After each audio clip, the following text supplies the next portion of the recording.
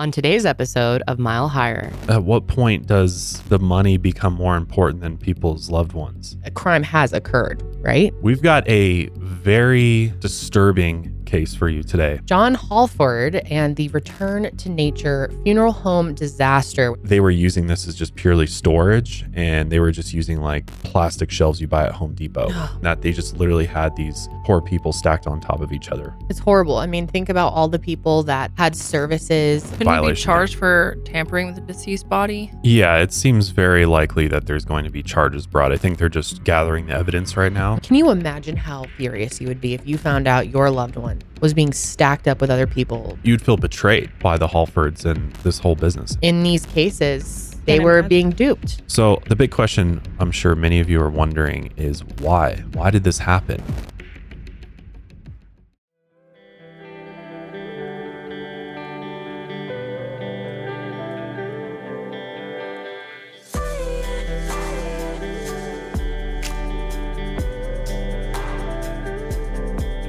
Hey, what's up, everybody? Welcome back to Mile Higher Podcast, episode 275.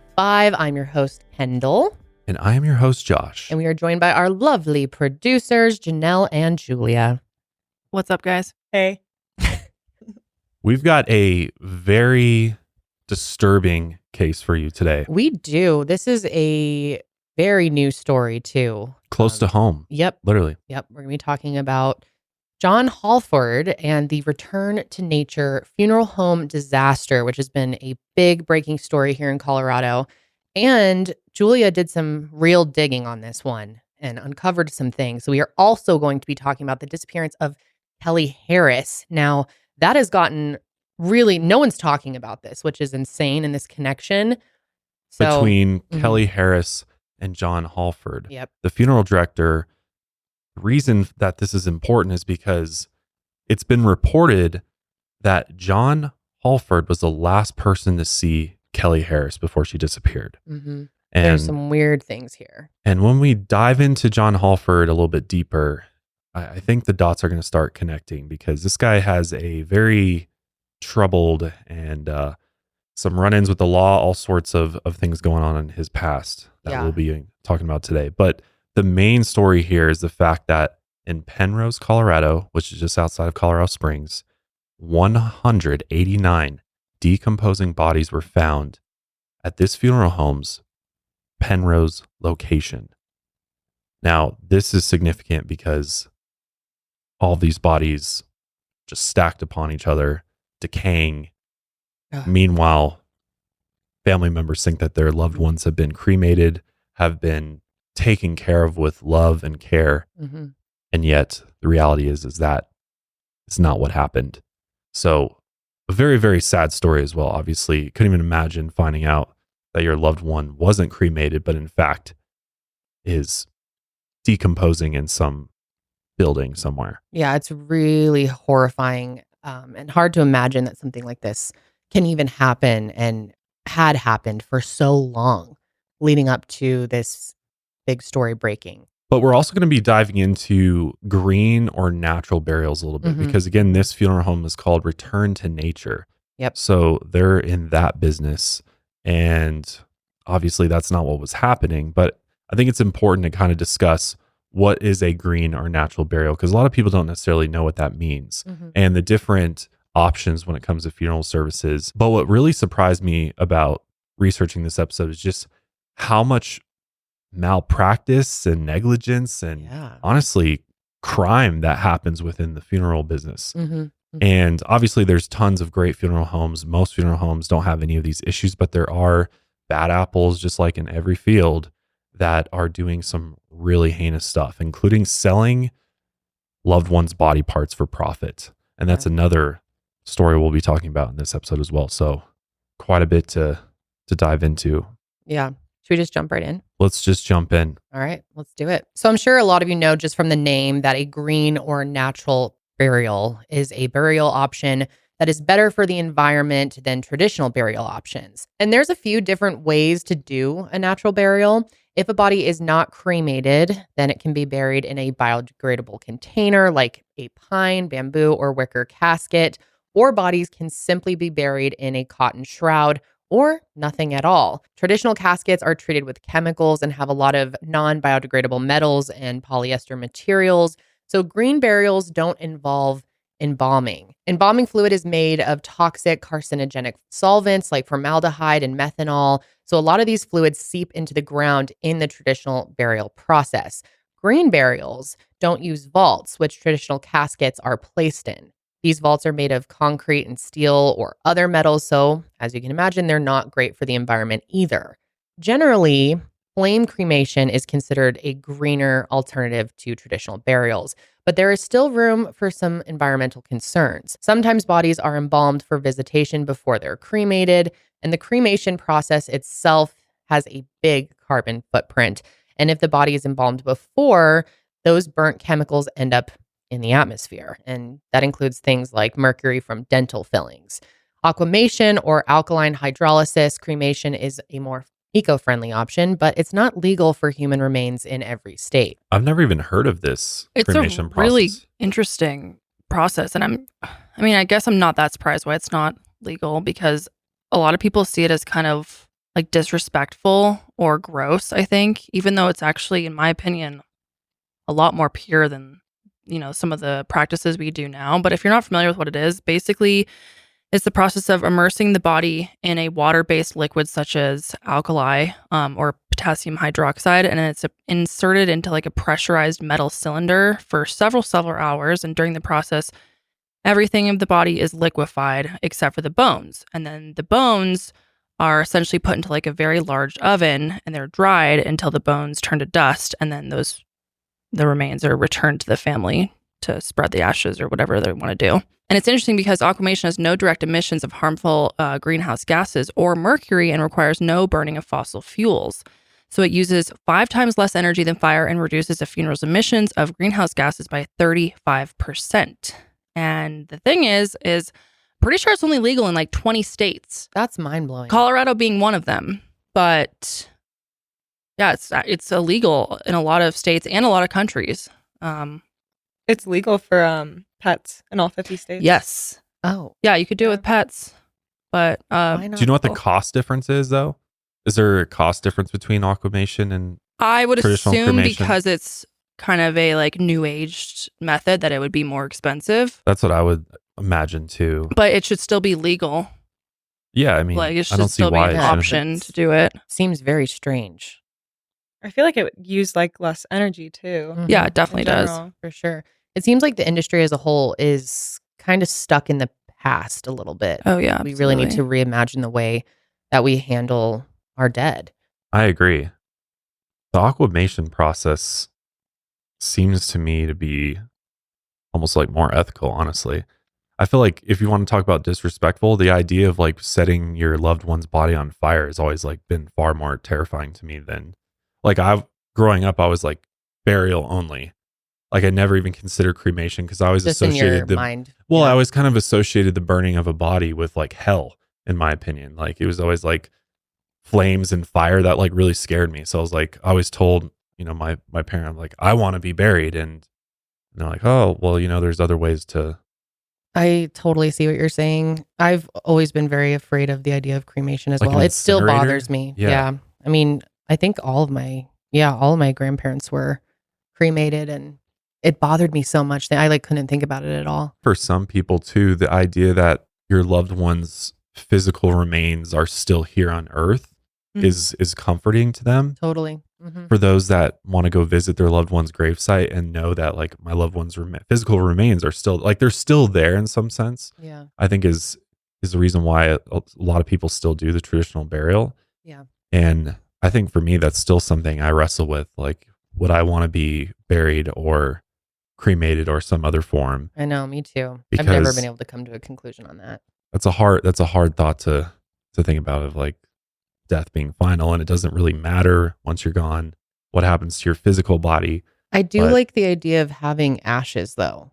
Like I would love for my ashes to one day be spread somewhere beautiful that is important to me, but I don't like the cremation But process and the idea of it. I think that's why aquamation is such a unique, option, because the final outcome, you're still dealing with basically bones that have been dried up and Mhm. turned into dust. And so you can still kind of do that like ceremonial aspect. Yes. But yeah. also you're not like being put into a fire.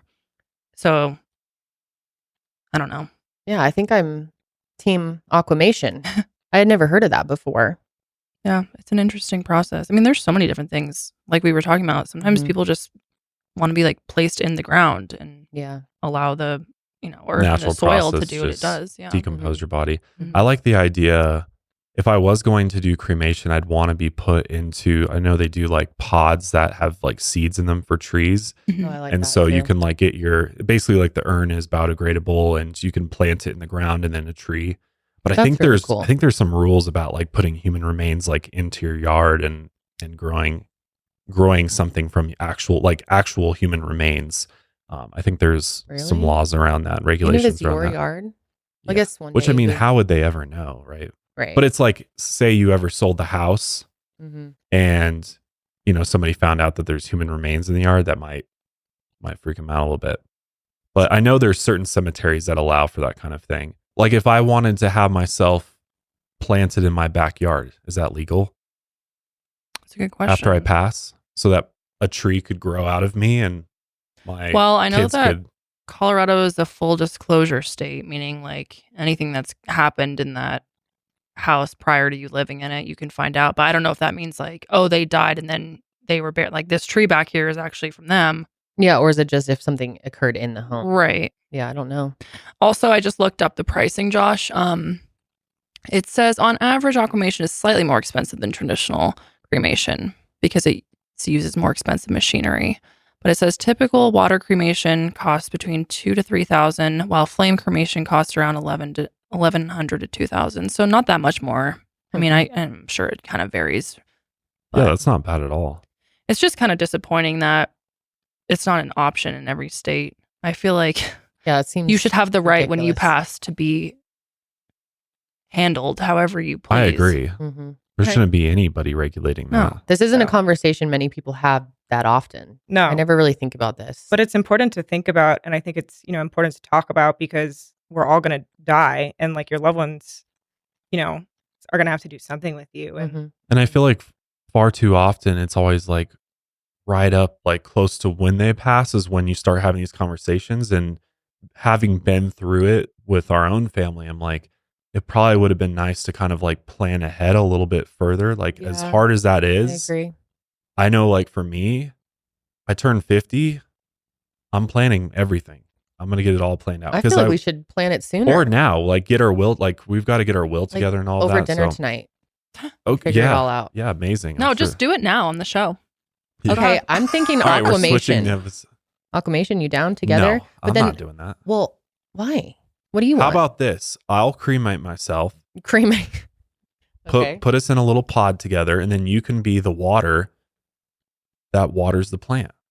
I don't believe that after like the Oh, they don't give you water. No, Let's just no. use it to they like compress rinse it out or something. Yeah. Oh, you're gone. But you get the bones back Yeah, you get the in they- like a ashes because they form. take your body, put it into Right. really hot water and alkaline. Pressurize it, Basically like vaporize it. in a takes sense. away everything but your bones, and they take the bones, dry them, heat them in like an oven Mhm. essentially, and then they Okay. basically once they're hot enough, they just kind of go So to dust. we both do aquamation. We wait until the other passes, and then we mix our bone dust together into And we plant soil ourselves in our backyard. as a tree. Because guess what? There is no state laws in Colorado that prohibit burial on private property. Boom. Okay. They just have to be recorded with the county clerk within 30 days All right, of the we got death. plenty of time to figure that out. So, solid plan. There's a perfect spot where Draw up the will tonight. Excellent. Aquamation. All right. I'm into it. what are your guys' thoughts on the natural burial concepts? I like it. Yeah. I like the whole belief of returning to the earth. Me too. I do Where, too. where we Mhm. came from. It makes the most sense to me. Mhm. It really bothers me the thought of being put in a box and the box goes in the ground and then you just like clearly obviously you decay over time, but it like the claustrophobia Yeah, I really know. bothers me. I do not Mhm. like that. I'd honestly rather just be put in the dirt and like Josh said, let the earth That's beautiful. living too. It's Yeah. kind of the, from death comes life, which I like Mhm. that whole concept. Yeah. We have I recently lost a family member, and we had not a big, but like a family plot in the cemetery. And none of them had like a natural burial. They were either it was a traditional burial or it was a cremation. But my grandparents had a son that died as an infant, and that was in the 60s, and they planted this tree. And it was so small when they first planted it. And, when I went back recently to bury my loved one, it was just so beautiful to see this huge oak tree Yeah. towering Wow. above That's like awesome. all my family members. And That's really I cool. just thought it was so special. And That's I so think it's, yeah. impactful. Yeah, to stand there and see the growth and So like imagine like you and your loved ones, you do like a natural burial too. And maybe it's on private property, like an old family home or something. And it's like, a forest of trees. Like Yeah, I like that idea. yeah, your family forest. I think that's really beautiful. I think that's really beautiful. Well, no matter how well they make these caskets too, I mean, obviously there's different levels of quality, but chances are insects, animals, Oh, things like that are absolutely. going to find their way into microorganisms, are going to find their way into it. Okay, what about the idea of resin? What do Is you that a mean? thing? Does Like- anyone just encase a body in resin? But then what would you do with it? I don't know. But I know there's another show, H3. I know, Janelle, you watch that show. Sure do.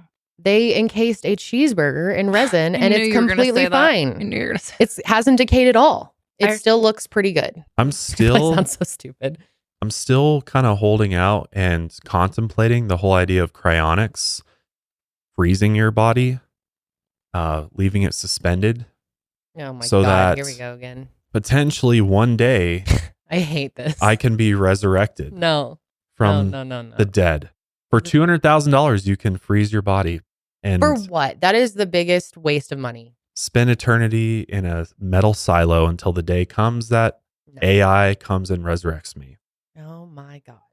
But- Would you want to even see what life is like in the future? I mean, No. to be honest with you, my spiritual beliefs really don't go well with that because I don't believe that you could resurrect somebody from a cryonic chamber So you're really because contradicting the soul yourself right leaves now. the body. Like it would, what would you be resurrecting essentially? Would another soul then enter that body of yours? And I don't know. I don't know how that would work. It's too trippy for me. But according to the Berkeley Planning Council, every year, 800,000 gallons of formaldehyde are buried along with bodies in the United States. And also, U.S. traditional burials use 30 million board feet of hardwoods, 2,700 tons of copper and bronze, and 104,272 tons of steel, and 1,636,000 tons of reinforced concrete per year. Traditional burials are also expensive.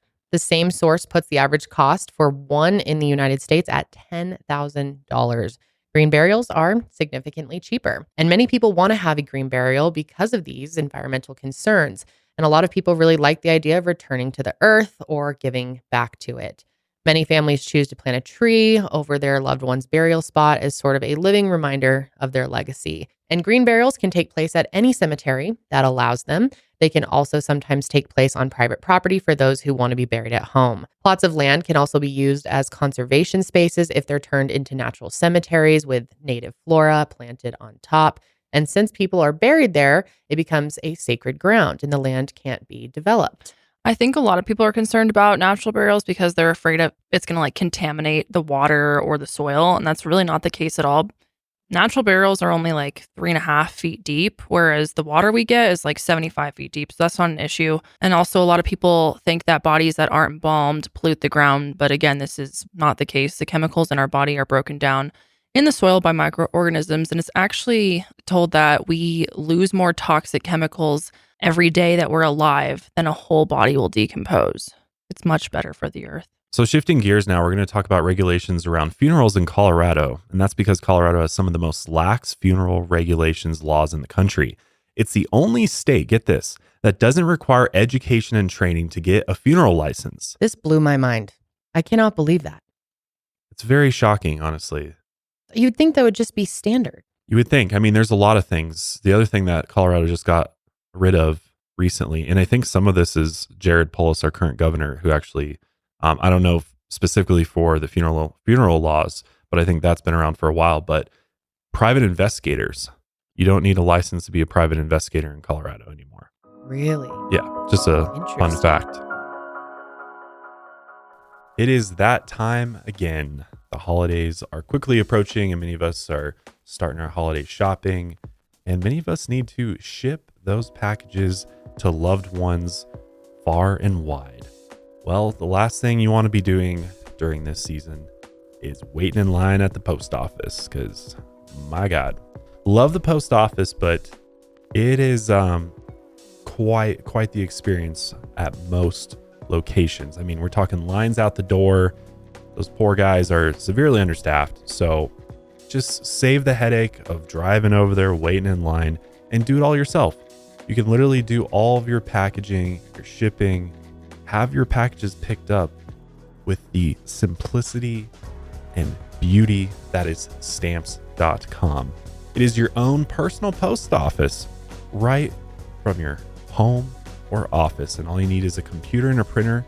And best of all, with our offer, stamps.com will even send you a free digital scale, so you have everything you need to get started. Stamps.com recently released a mobile app so you can take care of orders on the go, which is awesome for many of you with small businesses. Maybe you're out and about and you need to print postage quick and easy. You've got the app now. And if you sell products online, Stamps.com seamlessly connects with every major marketplace and shopping cart. We use Stamps.com for both of our online shops through Shopify, WooCommerce. All of them out there support Stamps.com. Running low, order shipping and mailing supplies, labels, and even printers from their supply store. But the best thing about Stamps.com, and the reason why I highly recommend it, is you will save loads of money on postage. We're talking carrier discounts up to 84% off USPS and UPS rates, which helps out your bottom line. Plus, Stamps.com automatically tells you your cheapest and fastest shipping options. They really make packing and shipping an enjoyable experience. You can schedule the pickups right from the Stamps.com dashboard, and boom, there you go. You don't even have to leave your house. It's an amazing service, and Stamps.com has been indispensable for over 1 million businesses, including ours, for 25 years. So they're tried and true. They will always come through. Give your business the gift of Stamps.com so your mailing and shipping is covered this holiday season. Sign up with promo code MILEHIGHER for a special offer that includes a 4-week trial plus free postage and a digital scale. No long-term commitments or contracts required. Just go to stamps.com, click the microphone at the top of the page, and type out the code MILEHIGHER. Many states require licensed funeral directors to have some form of education, whether it's an associate's or bachelor's degree. So to explain this a little bit more, we're going to show you a clip of a Colorado mortician explaining what the regulations are here. This is from the YouTube channel Carrie the Mortician. It's actually a really interesting interview if you want to look it up. And she has her friend Faith here, and it's a very interesting conversation. Let's hear what they have to say. On that. So in Colorado, there is currently no professional license for a funeral director or embalmer. And so in every other state, there is some kind of professional license, which means that you have to meet certain qualifications, whether it is, mortuary school graduation, passing national boards, doing state apprenticeships of various lengths, or even just doing, on-the-job training with a certain number of college credits to become licensed. And some states you can be just a licensed arranger, licensed director, embalmer. In other states, you have to be all of it. But Colorado is currently the only state that does not require any kind of qualifications whatsoever to be a funeral director or embalmer. So a person could work today at Target and tomorrow be hired as a funeral director. And be serving families and working on bodies. And so that's kind of unique about Colorado. With that said, I do always want to talk about how in Colorado, many, many, many of us are licensed in other states. We have gone to school. We have passed our boards. So it is not the case where everyone that practices funeral service in Colorado is unqualified. That's very, very far from the case. Myself, I've been licensed in 4 states. I came from another state. Many of my friends and colleagues have moved here from other states. We are fully licensed. We just don't have a license here because there isn't one to have. So in Colorado, natural burials are legal, but there's still rules for how bodies need to be stored. State code says that the body must be either embalmed, refrigerated, or laid out on dry ice no later than 24 hours after the person dies. But legally, there is actually no time limit for how long bodies can legally be stored until they are properly disposed of, which is important to remember, especially in this particular case. Before last year, when Governor Jared Polis signed a new law, state regulators couldn't enter a funeral home to inspect it unless they had the owner's permission. But now if they receive a complaint, guess what? They're showing up to do an inspection without needing the owner's consent, which I think is a good thing. And this new law will play a big role in the case we're discussing today. So Return to Nature Funeral Home opened its doors as a Colorado Springs first green funeral home on September 5th, 2017. Its first location was a small Victorian home at 123 East Los Animas Street in downtown Colorado Springs. It was registered to provide funeral services on August 18th, 2017, and they specialized in natural burials where the deceased were cremated or entered in biodegradable pine coffins built by the owner. Decedents could also be buried in a biodegradable shawl or nothing at all. Cremated remains could be placed in a biodegradable papier-mâché urn. Since these were green burials, Return to Nature didn't embalm bodies or use concrete vaults. Their website stated that pricing started from $1,895 for a natural burial and $1,290 for a direct cremation. This pricing was before the cost of a casket or a gravesite, though. Interment could take place at cemeteries where green burials were allowed. This included the local Fairview and Evergreen cemeteries. Return to Nature was owned by John Hallford and his fourth wife, Carrie Hallford, and John's friend, Jack Douge. They'd all worked in the industry before and had been developing the green funeral home idea since May 2016. So who is John Hallford? So John Michael Hallford is a 43-year-old man from Wagner, Oklahoma, with a long history of legal and financial troubles. John had an apprentice license in Oklahoma that was valid from 2001 to 2004, meaning he had to work under a funeral director who was licensed, but he never held an embalmer's or funeral director's license in that state. There was a provisional license in his name in Texas that was canceled. His Instagram says he was a 2004 graduate of Dallas Mortuary School. And like I said, John has a lengthy legal history dating back to when he lived in Oklahoma. Back in 2006, John was actually running for Muskogee City Council when he was arrested on a misdemeanor weapons charge. He had actually pointed a gun at someone, but he explained this whole situation as a prank gone wrong. He said, "It's just a prank, bro." He and two other people decided to prank a sleepover of young women in Wagner County by entering the home in masks and holding unloaded firearms. What a prank. Absolutely hilarious. They pretended to rob these girls who were absolutely terrified. He pleaded guilty to the charge and admitted he used very bad judgment, but he thought these charges were politically motivated. So in 2006, John worked at Foster Petering Funeral Home and Moore Funeral Home in 2010. He also had a lot of court orders to pay thousands of dollars to people he owed money to.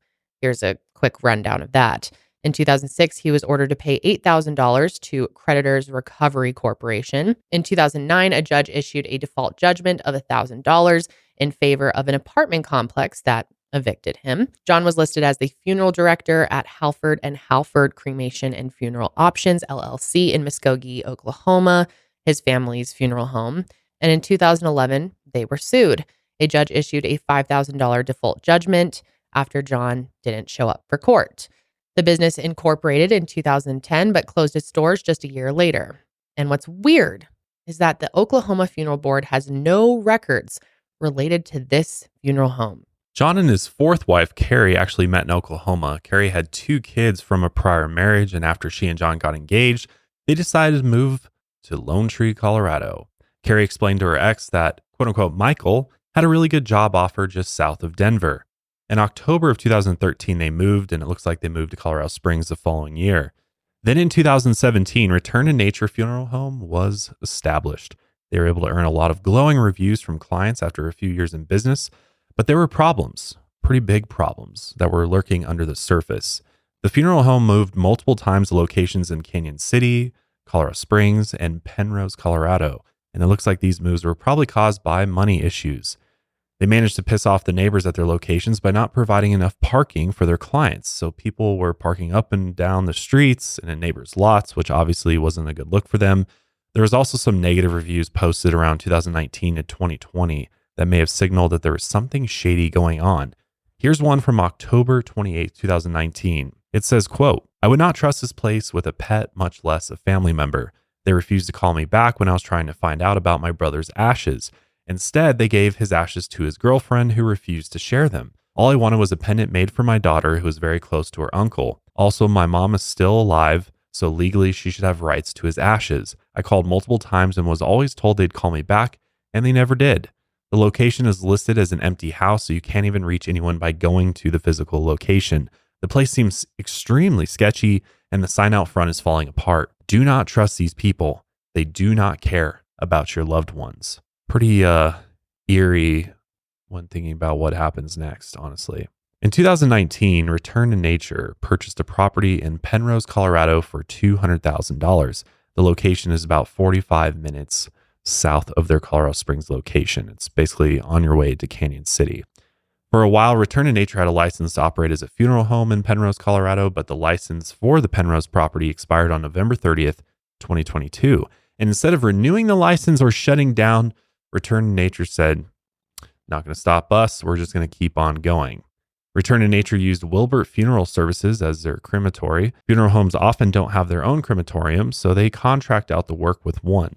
This is a service that the funeral home has to pay for, but this crematory cut ties with them in November of 2022.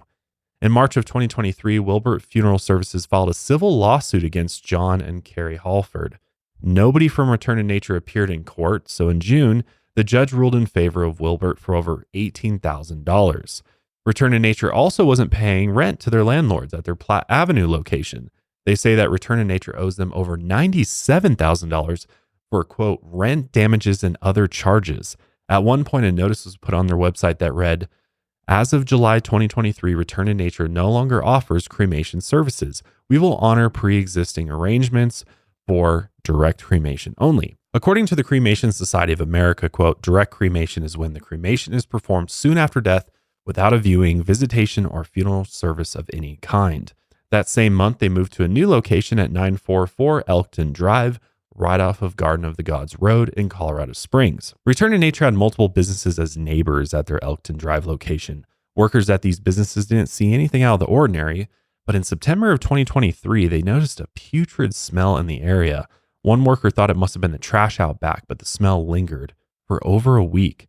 And it got so bad that at one point, a worker went to John himself to ask about it. And John's excuse for the smell was that he was laser engraving the wood caskets, and that's where the smell came from.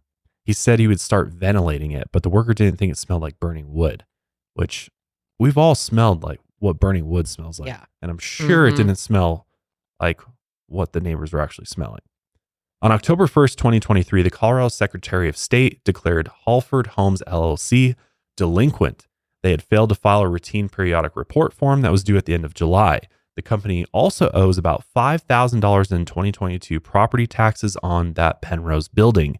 But things are about to get so much worse. Because on October 3rd, 2023, Fremont County Sheriff's deputies received a report about an abhorrent odor coming from the Return to Nature property. And then the next day, the program director of the Office Funeral Home and Crematory Registration called John Hallford himself. And John told the director that he has a, quote, problem at the Penrose property. And he also said that he practices taxidermy there. John agreed to meet at the Penrose property later that day so it could be inspected. And sheriff's investigators came over that day with a search warrant and entered the building. The funeral home had a hearse parked out in the lot, which was overgrown with weeds, and the building looked to be in poor condition. Basically, it pretty much looked abandoned. And when officers responded to the scene, what they found was unspeakably horrific. 189 bodies had been improperly stored inside the 2,500 square foot property. Some of the bodies had been sitting there stacked on top of each other for several years. One officer developed a rash just after entering the facility and had to be taken to the hospital. And thankfully, she recovered. And from that point on, obviously, the site was put on hazmat protocols and tents were set up around the facility to stop the public from looking in.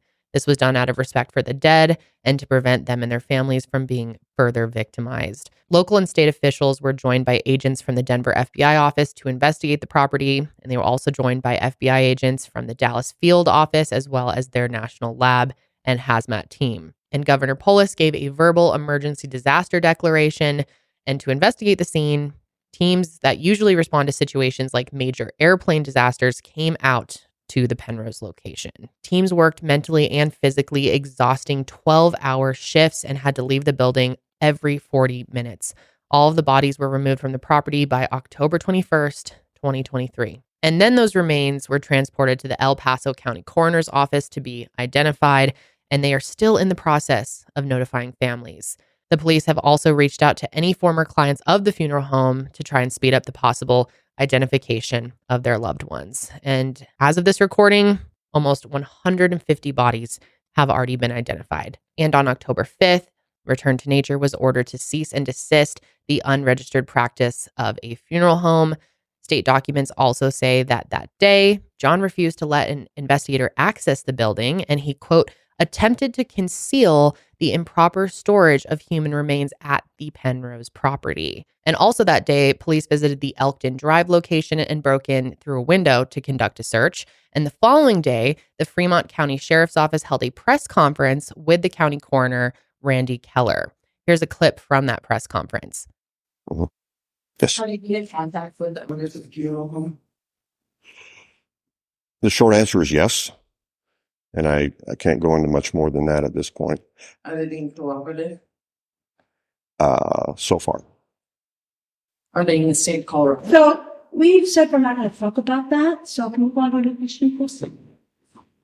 Maybe the coroner or anybody else feeling, it was said that due to the gravity of the situation, that multiple agencies were going to be called in to kind of assist with this. I know you briefly touched upon it, and I know it's sounds like it was a pretty tough scene to come upon, but can you kind of describe, what that was like when you initially arrived there? I actually would not like to go into those details. It is a very tragic situation, and as I've stated, there are a lot of decedents there, but I don't really want to go into the scene itself. So out of respect for everyone, and including the families that are going to be involved in this. Thank you. So many people involved. We don't have a time frame yet. We just had an initial response and to go in and evaluate the scene and what we're dealing with. But in regards to a time frame, ma'am, no, at this time, I don't know how long that this has been going on, but hopefully here in the not too distant future, we'll have a better idea. Can you say whether it appeared that the decedents were being stored as being prepared for burial, or if it was a more chaotic scene than that? Actually, at this time, we don't know anything about the decedents, whether it was burial, cremation. Again, it's just too early in our investigation to have an idea as to what was going on with these folks. I know the nature of decomposition. Is there any risk to anybody who lives nearby? No, I don't believe there's any risk to anyone in the public at this time. Do you have any idea how many people will be working this scene in the next couple of months? There's a number that you could throw out there. Not at this time. We'll, of course, have numerous investigators investigating this with law enforcement. We may need assistance from the Coroner's Assist team through the Colorado Coroners Association.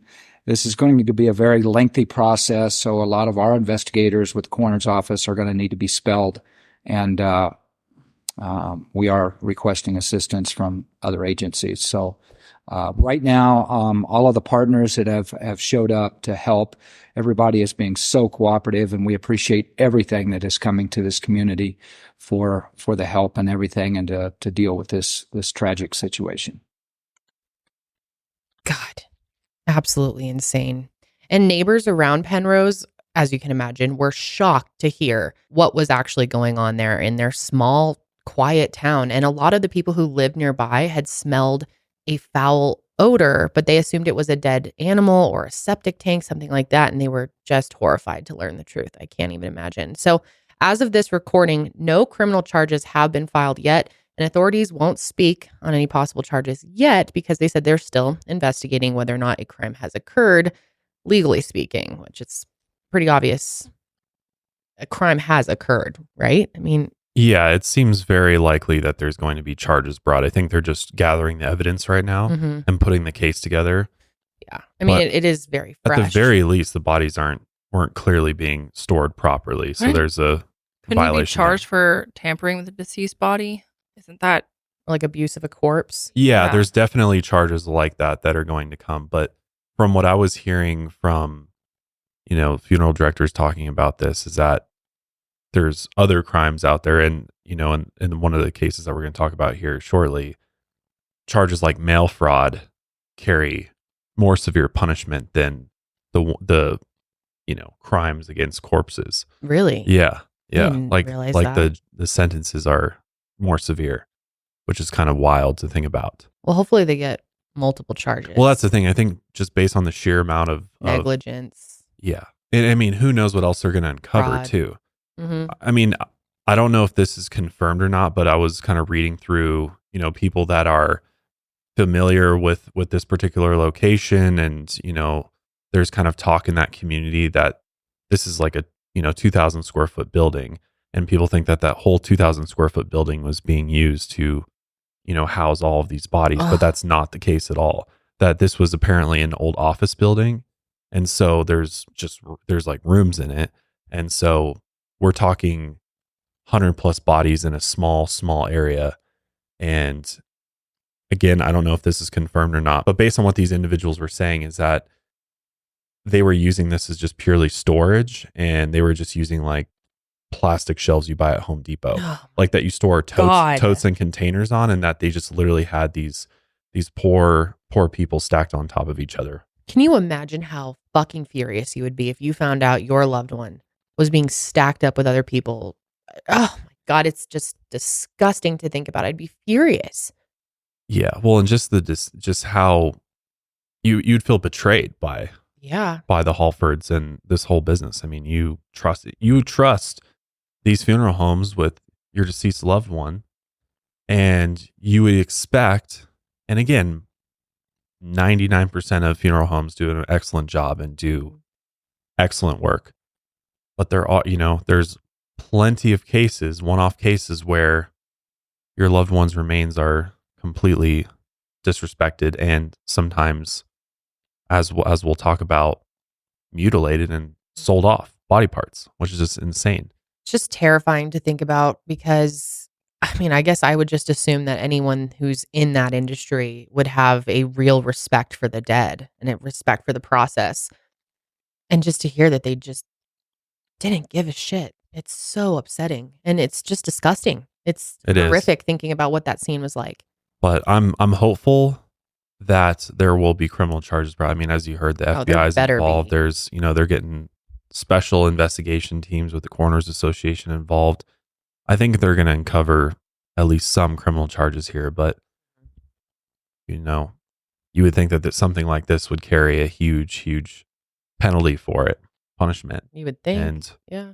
I'm hoping that will be the case. It just really depends on what they come up with charges wise, but it's just mind blowing. If there was one app on my phone that I could not live without, it would be the Rocket Money app. And there's so many reasons why I love Rocket Money, but first and foremost, Rocket Money has helped me get all of my subscriptions under control. Subscriptions are virtually everywhere, and everything that you do online, there's probably a subscription for it. It's truly insane. It gets just nuts at this point. I mean, I feel like every website you go to is like, how about a subscription for it? Yep. And then you sign up because you need to access maybe a video, or you need to access an article, but then you forget to cancel it. And of course, they hide their cancellation. They make you call, they make you chat in order to do it. It's a huge pain. But what's great about Rocket Money is not only will it go and find all of those unwanted subscriptions for you, but it will actually get it canceled for you with the push of a button. I mean, that is super amazing. Nothing else out there like this exists. And it saves you so much time and pain and agony of waiting on hold. It's really that simple. Plus, Rocket Money will help you negotiate your bills. We all want to pay less for our bills. Well, let Rocket Money give it a shot. All you got to do is take a picture of your bill, and Rocket Money does the rest. Rocket Money also lets you monitor all your personal expenses in one place. It recommends custom budgets based on your past spending, and they'll even send you notifications when you've reached your spending limits. Rocket Money is a personal finance app that finds and cancels all your unwanted subscriptions, monitors your spending, and it helps lower your bills all in one place. I've been using Rocket Money for probably the last 6 to 12 months, and I got to say, it is absolutely the best personal finance app out there. I highly recommend everybody give it a try. It's free to give it a shot, download it, and if you really love it, there's a premium mode, which unlocks some of those other features for you. It's by far worth all the money. With over 5 million users and counting, Rocket Money has helped save its customers an average of $720 a year and $1 billion in total savings so far. So stop wasting money on things you don't use, cancel your unwanted subscriptions, and manage your money the easy way by going to rocketmoney.com/milehigher.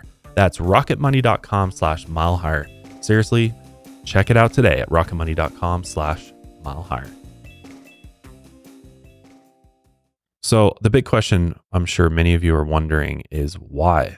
Why did this happen? And how could something like this have happened for so long? And what's the reason for it? So what probably happened was this. Return to Nature started having serious financial issues and couldn't afford to pay the crematorium. They probably already owed a lot of people a lot of money if we use history as a guide.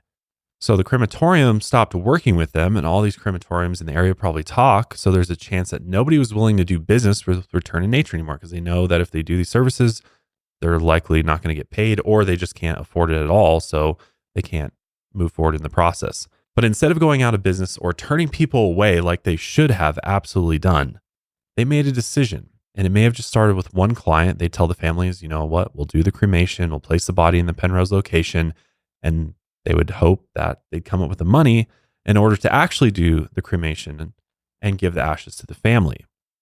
But that day comes and goes, and they're still broke. So they leave the body in the facility and give the family powdered concrete. They tell themselves that this will be, a one-time thing. And as soon as they get the money, they'll cremate the body like they were paid to do. But they don't get the money. And once they already done this once, it becomes easier to do it again and again.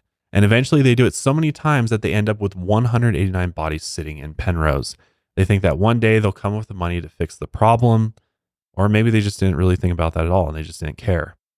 Return to Nature was also falsifying death certificates, which to me that seems like that should be a crime, right? We'll get into that more here in a second, but first let's discuss the proper procedure once a funeral director is first called after a person passes.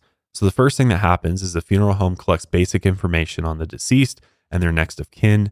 Then the body is transported to the funeral home and they discuss options with the family, and they usually pick a traditional burial or cremation. The funeral home has to get a signature from next of kin, and then they have to fill out an electronic death record or EDR. And this needs to be signed by a doctor or a coroner before the funeral home gets a disposition of remains permit. If they're outsourcing the cremation, the funeral home needs to get a transfer permit that includes the place of cremation, which makes complete sense. You got a chain of custody here. You got to make sure the body gets from point A to point B.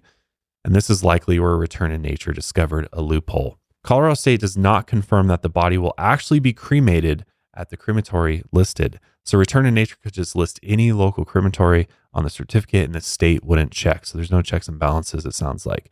And this is what happened to at least 20 families who used Return to Nature and thought their loved one was cremated at Wilbert Cremations in Commerce City. The crematory had actually cut ties with Return to Nature in November 2022, but Return to Nature kept listing them on people's death certificates anyway. And obviously, so many people out there are really hurting right now. Tons of families who feel lied to and betrayed and feel as though they're being re-victimized while trying to process the grief of their loved one dying in the first place. One family member said that hearing the news made them feel like their loved one had been murdered after they died. It's hard to even put yourself in their shoes, how horrific this would be. Many people do not believe that the ashes given to them by the funeral home are actually their loved one's cremated remains. Here's one woman who believes Return to Nature gave her concrete powder instead of her mother's remains. What I think Return to Nature did was take in bodies in Colorado Springs and their Penrose location. I have no idea where else they were operating. Took these bodies in, lied to us families, and took the bodies of our loved ones down to Penrose and stacked them in with other bodies. What I think happened to my mom's ashes, I don't have them. I am completely convinced that what I have is actually a bag of powdered cement. They're not ashes. I've looked online and talked to other people, and these ashes don't look like ashes. They look like cement. It's just powder. It's literally just gray powder. There's no variation in size or anything. I mean, it almost looks like flour, but it's very heavy and gray, the color of cement. God, that's horrible. It's horrible. It's horrible. I mean, think about all the people that had services like, Yeah, go we and just, scatter the ashes yeah. and it's just cement. Oh my God. Which that's a problem too, to be scattering cement everywhere. Yes, that's a good point. Yep. Yeah, we just over the summer scattered both my grandparents' ashes in the ocean in South Carolina, and what an emotional time that was, putting them, getting their ashes ready, mixing them together. I can't imagine later finding out that that wasn't actually their ashes. It's horrific. Think about the people who have spent years with their loved ones' ashes sitting up in their living room just to find out that they hadn't actually been cremated. And they're decomposing with a bunch of other people's loved ones. It's just hard to believe that this actually happened. They're just stacking these people up. Oh, it's so sick. Here's another woman who went to return to nature after her 20-year-old son had died unexpectedly. She was notified on the 24th that his body had been sitting in Penrose for 4 years. Oh my God. Watch this. It's appalling to me that there's at least 189, not individuals affected by this, but families, whether our loved ones were killed by homicide or died peacefully in their sleep or were taken by some illness or disease. Every single one of them deserves to be laid to rest. Christina Page's son, David, died in 2019 at the age of 20. Now, she's in disbelief that the ashes within his urn were a lie for over 4 years after investigators told her just 2 days ago that her son was among the 150 bodies identified by the El Paso County coroner found within the Return to Nature funeral home in Penrose. The ashes that his brother and sister and best friend have huddled with and yelled to and cried with and, laughed at and used in their grieving process. But to know that whatever is in those they've been carrying around for their healing through this is somebody else's dog or a bag of drywall dust or something is just, it's unforgivable. She now joins the list of other families finding out that very same news that she got this week and created a Facebook group to offer support to those same families moving forward.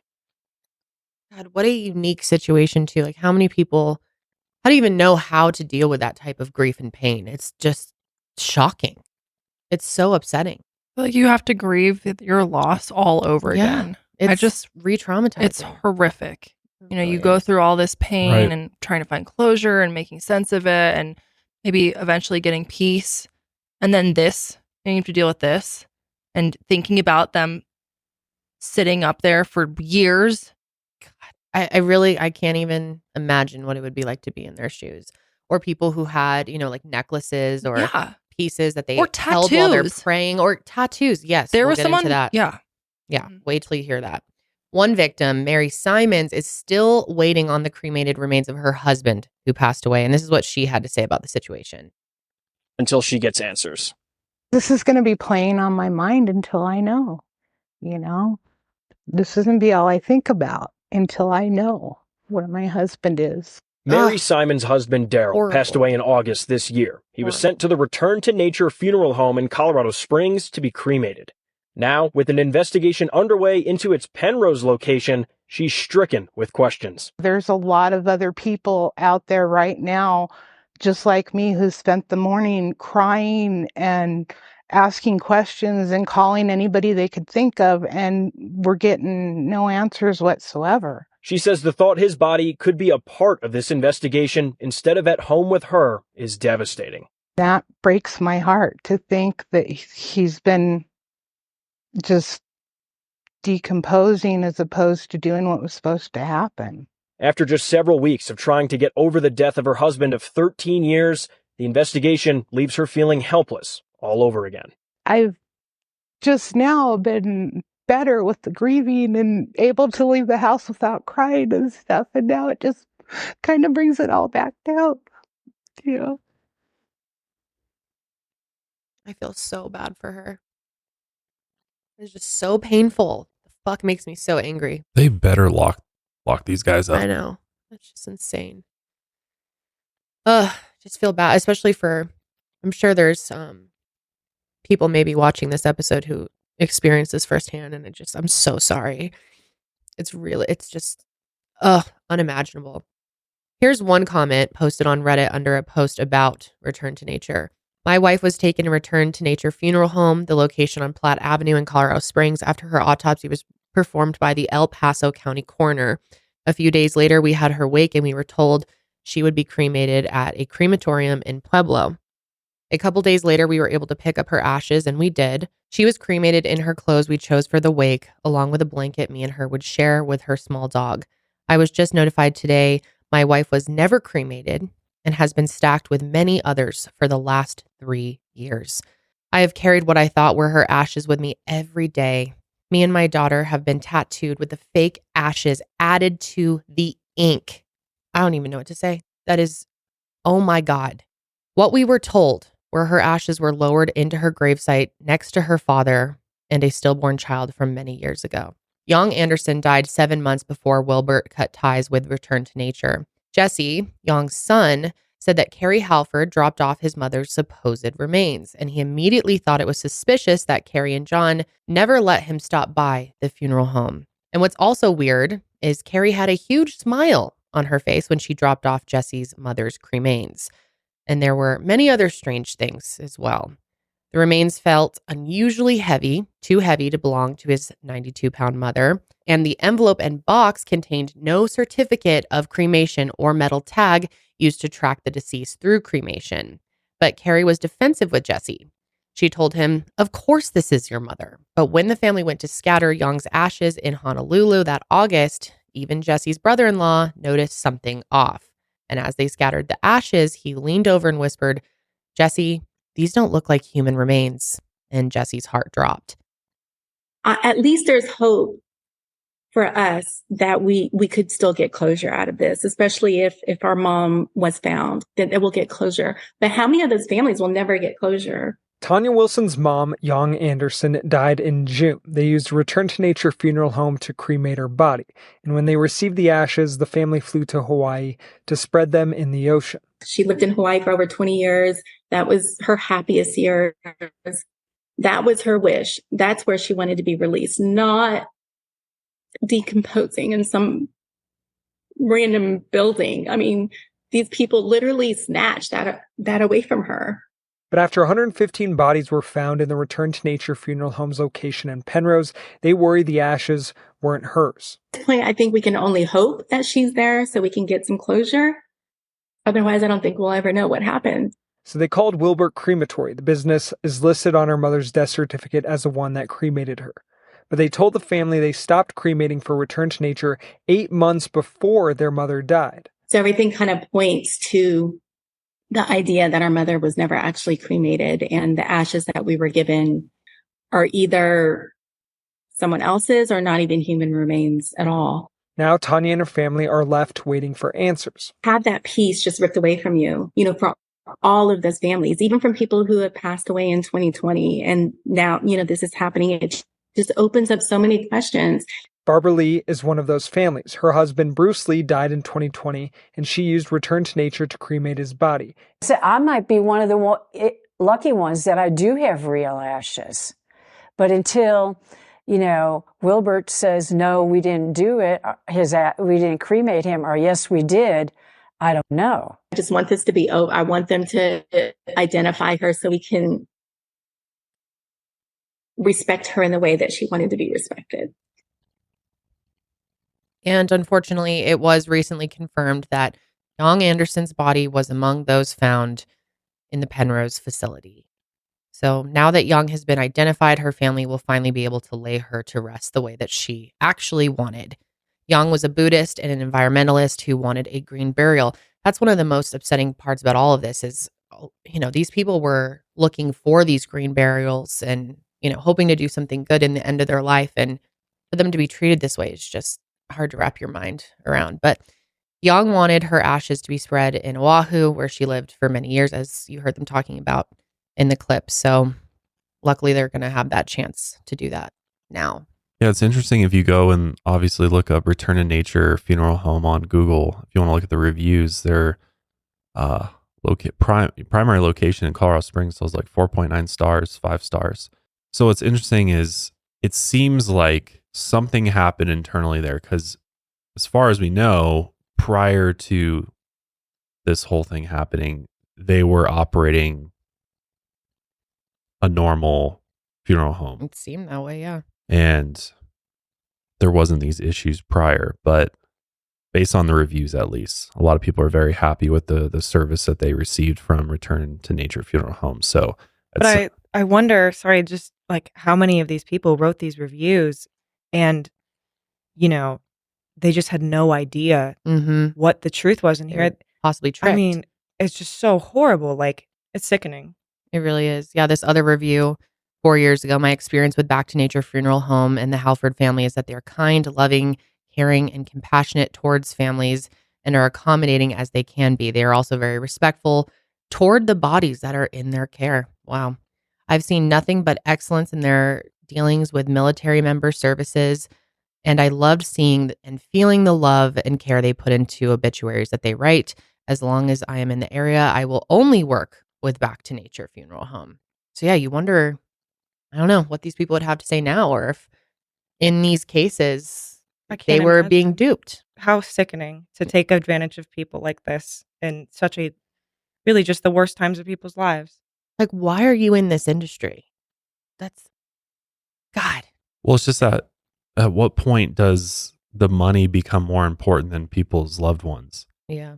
And staying open more important than what's ethical and moral. Yeah. You think this would just eat you alive every night thinking about these bodies stacked up and the people you're lying right to your faces, these people that are in pain. So I'm looking at when I was talking about the reviews, I was talking about the reviews from 6 years ago. 5 stars. When you employ the services of Return to Nature burial and cremation, you are met not only with professionalism, you are met with family. The Hallfords are very compassionate and bring great comfort to each family. Highly recommend. John handled the services for my dad. It was a beautiful and very personal service. He handled everything with professionalism and courtesy. I'm eternally grateful for everything he did. So this is prior, as far as we know, to or predates, all of this going on, but could be. And even if they weren't doing exactly this all along, who knows what other bullshit they've been. No, I don't agree with you. I think they've probably been sketched from the very beginning. I think most of these people who have left these positive reviews have been tricked. I just scrolled all the way back to the first review that I could find on Google, and it's only from 6 years ago. So I'm not sure how long they've been in business for, but since 17. So yeah. So yeah, about 6 years then. So it really could have been. Well, I guess we'll just have to wait and see after they identify everybody what the oldest or the earliest person. Yeah, I mean, we're going to find out a lot more. Be taken there is. I'm sure. Well, if they were hurting for money, it makes you wonder what else they were doing, because apparently there's been funeral directors in the past who start selling body parts, which that's terrifying to think about. God, all of this is just so beyond fucked up. It's hard to even wrap your mind around that things like this actually happen. It sounds like a horror movie or something. Yeah, it's very disturbing. This episode of Mile Higher is brought to you by Huggies Little Movers, and we are so pumped because we love Huggies. And we have a little mover, which is crazy. Just in the last couple of weeks, our daughter started walking, and it has been an adjustment. On the move. Yeah, but it's so much fun. And Huggies know that babies come in all shapes and sizes, and so do their tushies. Huggies' best fitting diaper is their Little Movers with its curved and stretchy fit. Parents out there, you know that there is nothing worse than an ill-fitting diaper, especially for your active babies. We love Huggies because we can rely on them to keep our baby covered while she's moving around. And Huggies has been there for us through all stages of our daughter's life. They never let us down. They have amazing leak protection. And Huggies little movers are curved, so our daughter feels comfy no matter how much she's moving around. They also offer up to 12-hour protection against leaks, which is a game changer. And we know this to be true. Yes, we do. It's been tested many a times. And I got to say, the diaper could be completely full, like puffed up in the morning. But guess what? She's dry. Yep. And that's all that matters.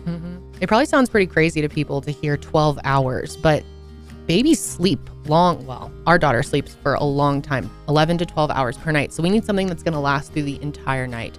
So yeah, our Huggies are a game changer. So get your baby's butt into Huggies' best fitting diaper, Huggies Little Movers. We got you, baby.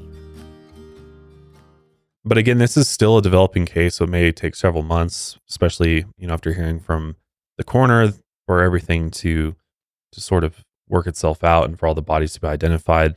There'll probably be a lot more news coming out as time goes on, and maybe and hopefully criminal charges. There better be criminal charges. My God. And clearly more discoveries to be made, and hopefully changes in laws and regulations happen as a result of this tragedy. But most recently, on October 30th, a class action lawsuit was filed against Return to Nature Funeral Home on behalf of the families impacted by the horrific scene at the Penrose location. The suit includes claims of emotional distress, fraud, and violations of consumer protection.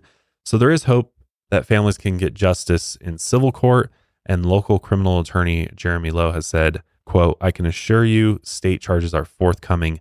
Federal charges may be forthcoming." So we'll see what happens. He's a criminal defense attorney in Colorado Springs, and I tend to agree with him. I think there's going to be more that comes out with this. Many reputable funeral directors and funeral professionals are calling for Colorado to tighten up its incredibly lax laws, especially in Colorado, where many funeral directors say the disreputable ones are giving them all a bad name. I'm sure. I'd be pissed. There's so many people in this industry who take it so seriously, and God, it does make everyone look bad. So this is not the first time a funeral home in Colorado has been involved in some pretty horrific criminal activity. In 2020, the Sunset Mesa Funeral Home in Montrose, Colorado was accused of selling the body parts of people whose families wanted them cremated. The owner, Megan Hess, and her mother, Shirley Koch, were indicted on 9 counts, including accusations of mail fraud and the transportation of hazardous materials. From 2010 to 2018, Megan sold the body parts of families' loved ones and gave them back fake cremated remains, or she gave them the cremated remains of other different people. That is so fucked up. Oh my God. We're talking hundreds of people whose body parts were illegally harvested and sold, all without the family's knowledge or consent. The cremains that weren't fake, that were returned to the families, came from a big container in the funeral home. This was full of mixed ashes of multiple different people. Jesus. Oh.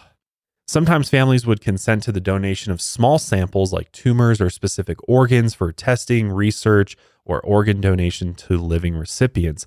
But Megan would take far more than what the families agreed to and sell these body parts for profit. Sometimes entire bodies were donated, and this scheme made Sunset Mesa hundreds of thousands of dollars. Megan Hess pled guilty to a charge related to selling body parts in 2023. She was sentenced to 20 years in prison, and her mother was sentenced to 15 years, which seems suitable to me. And maybe those are kinds of charges that we may get for the Hallfords, depending on what the investigation comes up with. Let's hope. So now we need to get into the disappearance of Kelley Harris, which is something that, we weren't expecting to cover in this episode, but we have to mention this. It needs to be talked about. As of this recording, no mainstream news outlets have covered this potential connection. And it has to do with John Hallford and a missing woman named Kelley Jean Harris. 48-year-old Kelley Jean Harris went missing from Bixby, Oklahoma on July 3rd, 2012. She was last seen at a Walmart in Bixby shopping for a 4th of July party that she was set to host the next day. And the day that Kelley went missing, she told her daughter she was running out to Walmart to shop and then stopping at a male friend's house who lived on the Tulsa-Broken Arrow border. And that friend's name was Michael, and her son said that none of the family knew him personally. And well, it turns out that this man was named John Michael Hallford. And it's not super confirmed how he knew Kelley, but this is the same guy who we've been talking about today. Kelley's car, a beige 2000 Chrysler Cirrus, was found on July 20th, 2012 in Tulsa, Oklahoma, and it had been parked with all four windows down at the Bristol Park apartment complex near 41st Street and Garnet Road. Police didn't find any sign of Kelley there, and they said it didn't look like she drove her car to that spot. After Kelley went missing, a thread about her case was created on the internet forum Web Sleuths. There were a handful of posts about the case, and a few people were trying to look into Michael, but they couldn't find anything super fishy. Many people did comment on the fact that the story seemed off, but the people posting figured that the police interviewed and cleared this Michael person. There weren't really any more posts on the thread until a very interesting one was posted years later on June 3rd, 2019. The poster was replying to an earlier comment from someone who said they looked into Michael and everything came back clean. The responding poster wrote, John Michael Hallford was not crystal clean. He had a record and owed a lot of money to people. The detective had told me he was also on drugs. It's been about 6 to 7 years since you posted about her, but I'm new to this site and just came across this thread. I'm not sure how much to post in a public forum. I have some knowledge about the case, and the Michael people are referring to is John Michael Hallford, who is now around age 40. He was a coworker of Kelley's, and after he got fired, she quit and they were going to start a cleaning business together. I do know he owed people a lot of money and that he did drugs. At work, though, he came across as a trustworthy person to the point he was able to take advantage of one of the other coworkers who was disabled and had learning disabilities. He was able to talk her out of approximately $10,000 in 401k money. Apparently, on the night Kelley disappeared, she went to see him to get money from him for the cleaning business, and she was never seen again. It's interesting that he was also involved in his family's funeral and cremation business, Sittler Hallford. The police did consider him a suspect, but could never find any hard evidence. He is now living in Colorado, going by John, and a couple of years ago, he started another funeral business there with his new wife and her 3 young kids. Poor Kelley. According to her daughter, she was happily married, by the way. She was about 16 years older than Michael, but may have had a crush on him anyway, if that means anything. And obviously, keep in mind, this is a post. We're not confirming any of this. It's all speculation. Obviously, John Michael Hallford is innocent until proven guilty in a court of law, but we definitely wanted to talk about this. Well, I hope investigators are aware of this. I'm assuming. I mean, they probably are. If we found it, Yeah, they had to have found it. I'm sure somebody sent the web sleuths to. Is there a tip line? There is a tip line for this, isn't there? Yeah. Maybe we should just send it over. Let's do that. Just send it over and just be like, hey, we ran across this. Not sure if there's any connection to the Penrose situation, but take a look. Crazy. I mean, what is there to lose? It is very bizarre. The post came from an account named Justice72. Is the first, only, and last post the account ever made on Web Sleuths. Nobody responded to the post or even posted in Kelley's thread until February 22nd, 2021. The next post is also pretty interesting. A different user named smommy3 wrote, Hello, I am new to this site. Kelley was a friend of mine. We worked together for a couple of years. A lot of what you have stated here is correct. I find it interesting that Michael's parents own a crematory. The detectives, I don't think, pursued this much. I miss Kelley so much. There's no way she would have left her kids or husband. I knew that her and her husband had a good marriage. He was a very hard worker at American Airlines for years. He took good care of Kelley. I think it all stems back to Michael. I think that's where police need to shift their focus. Prayers the family gets some answers. This was also the only post smommy3 ever made. And again, there were no responses to the post and no new posts on the thread. That is until January 19, 2023, when another poster named Justin Case 12 replied, I am very curious why, quote unquote, Michael was never investigated. Did he have an alibi for that night? I'm concluding from the reports he was the last person to see her alive, and he was the one who claimed she had the cash on her. Seems very odd that he wasn't fully investigated, especially knowing he had access to the crematory. Did the investigators know that detail at the time? This was Justin 12's first and last Web Sleuths post. The account was active recently on October 26th. It's very strange because all the usernames are very similar in structure. I don't know if that's the way Web Sleuths forces you to structure your username or not. It's not. You can put spaces. People, yeah. I did notice that too. Because it's like the name or like some made up name and then a number at the end of it. It's where they all have, you know, it's like Justin Case, smommy3. And now we're going to talk about K Willie 50 on October 7th and October 8th. 2 separate accounts made posts. The first was KWillie50, who wrote, "They are now searching for him and his family in Colorado. They found 120 decomposing bodies in one of his funeral homes in Penrose, Colorado." The second was from user Sherlock80. See a pattern there? And they wrote, "I sure hope since the FBI was involved in this case and are currently involved with the Colorado case that they can make a connection. This guy sounds very dangerous. Prayers for this family as well as the hundreds that this man has been involved with." And you guessed it, these were the first and last posts from these 2 different accounts. So it's very strange. To me, it seems kind of like probably the same person, potentially. Could be. Because it's like, why aren't they returning to post further on those accounts? But yet another similar looking account pops up, does the exact same. The activity, the behavior behind the account's very strange. Mm-hmm. It makes me think that it's likely somebody, but why would they do that, I guess? Why would they continue to make... Are they trying to like make it seem like there's multiple people that are interested in this? Or I don't know. I don't know what the reasoning for doing this would be. Especially because there's not a lot of activity. It's strange. Guys, we are officially past Halloween, which in my book means the holidays are here. And now is the funnest, but also the busiest time of year. And it can bring a ton of stress. I know us personally, our calendars are out of control already. And we haven't even really gotten that far into November. So one thing that helps Josh and I keep our busy lives less busy is HelloFresh. We cannot say enough good things about HelloFresh. Josh and I eat HelloFresh like 3 or 4 nights a week, normally 4. Sometimes we even get an extra one if we're going to need it. But HelloFresh even offers 15-minute meals, which a lot of people don't know. And these quick fixes can help you get a wholesome meal on the table in less time than it takes to get delivery. Everyone wants to cut back on errands and spending time in checkout lines this time of year. So skip that extra grocery store trip and instead get fresh ingredients and delicious recipes delivered with HelloFresh. Just pick your meals, decide on a delivery date, and sit back. Just like always, HelloFresh's ingredients travel from the farm to your door so you know they're fresh, and everything arrives pre-portioned as well so you can get right to cooking.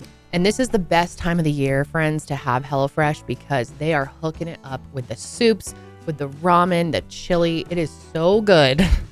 Josh just made us the most amazing miso ramen. Yes, that's what it was. Oh my God. Was miso good? It was so good. It was absolutely delicious. And our daughter loved it too. I swear there's times when I make HelloFresh that after I make it and I sit down and eat it, I'm like, this is restaurant quality. Yes, me too. Like, I'm like, I could sell this plate of food for a lot of money at a restaurant because it really tastes that good. And the recipes are chef's kiss. Amazing. And I just wanted to make it clear too that Josh and I don't get free boxes every week. They'll send us one every once in a while, but for the most part, we pay for our HelloFresh subscription on our own. We choose to do it because we really love it and we think you will too. So go to HelloFresh.com/milehirefree and use code milehirefree for free breakfast for life. 1 breakfast item per box while subscription is active. That's free breakfast for life at HelloFresh.com/milehirefree with code milehirefree. HelloFresh, America's #1 meal kit.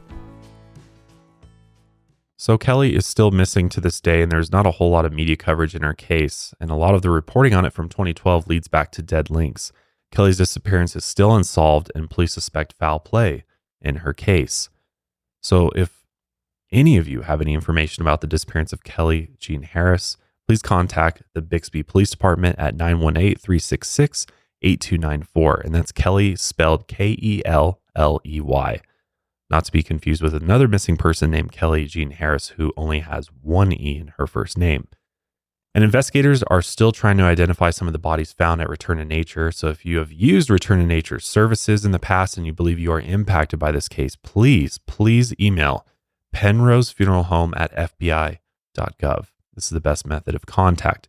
You can also contact the Fremont County Sheriff's Office via email at 23-1941@fremontso.com or by phone at 719-276-7421.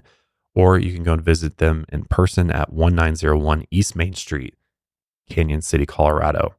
The FBI is requesting that former clients of Return to Nature fill out a questionnaire regarding their experiences.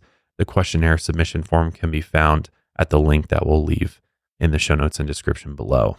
But wow, this is truly unbelievable. It is unbelievable. In this day and age, this kind of stuff still happens.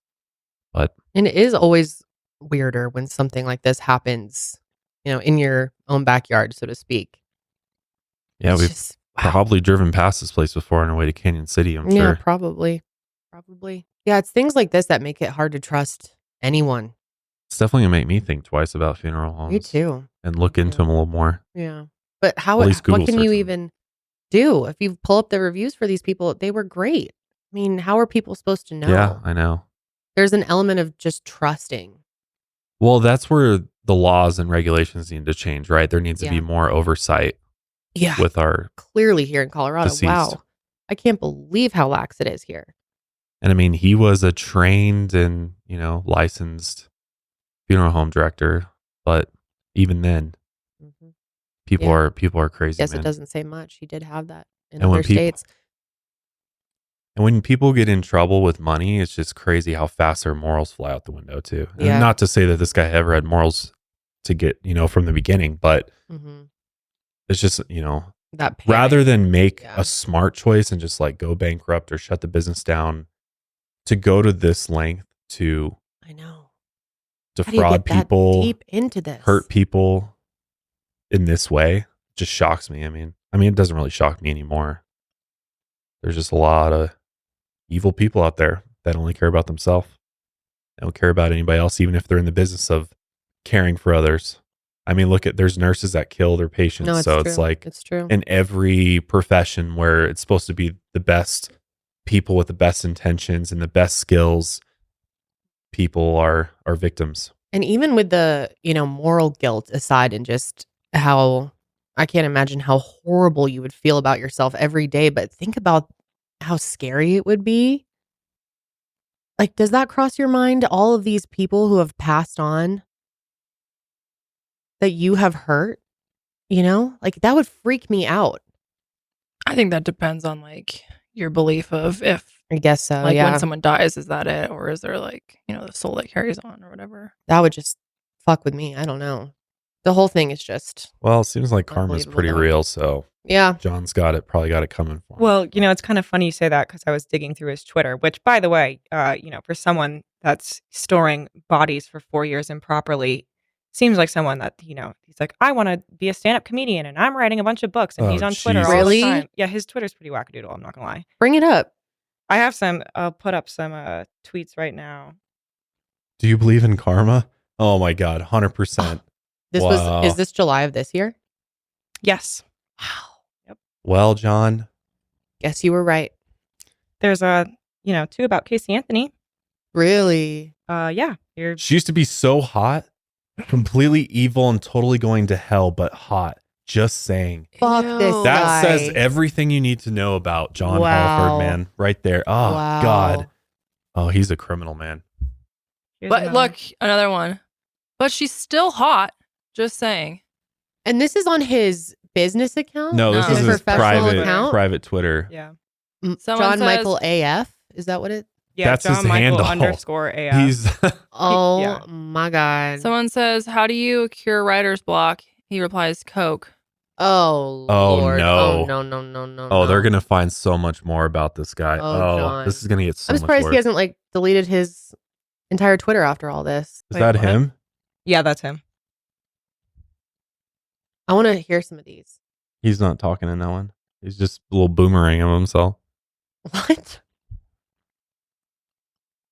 Why does he It's keep... like one of the first few. Or like, no, keep going. He tweets a lot, I guess. So Oh my God. maybe it's not. Sorry. What the heck? Oh boy. He has Come a on, wig on call too. girl. I'm a mom. I'm a former call girl. I'm a full brain donor. If there's one thing I know, Is this real? Yes. Oh it's my. how to make a great pizza. And that homosexuality is only because the Biden administration, well, they didn't let Trump come back to the White House. I'm a mom. Dude, Is the this his crazy- attempt at good comedy? actor. Yeah. He This wanted is to be a com- stand-up comedian. So he was like, as a backup, I'm gonna be a funeral director. What Okay, the dude. fuck? And that looks like it was filmed outside of the funeral home. Yeah, I was just gonna say, Oh my God, dude. what an unprofessional his- way to act too. Yeah. I bet most of the families who Was he have done eating business something with there? him don't even Whataburger. have never seen this before. What is that? Yeah, I don't. I Comedy, really don't get man. it. Wow. But yeah, this is just insane. Mhm. really is. There's Make no sure other word for it. Make sure you follow us on social media though, because we'll keep you up to date with what's going on with this Yeah. story as it keeps unfolding. Mile Higher Pod. Maybe we'll even do like a podcast update at some point. Yeah, or just like quickly at the beginning of Yeah. another episode, just update you guys. But Yeah, maybe later on this month or something. I don't know how fast information's going to it'll come probably out, take a but while for this to progress, I'm sure. Probably. So probably be a little while. But Oh, can you imagine what else they found? I bet there's so much more. oh yeah. That would just shock us if we knew. But yeah, let us know your thoughts on this in the comments below. We definitely want to know what you think of this and what kinds of punishments, consequences do you think John Hallford should face as a result of what he did. But we're going to go and wrap up today's episode there. Thanks again for joining us for another episode of the Mile Higher podcast. We'll see you guys next week. And until then, Keep on taking your mind a mile higher.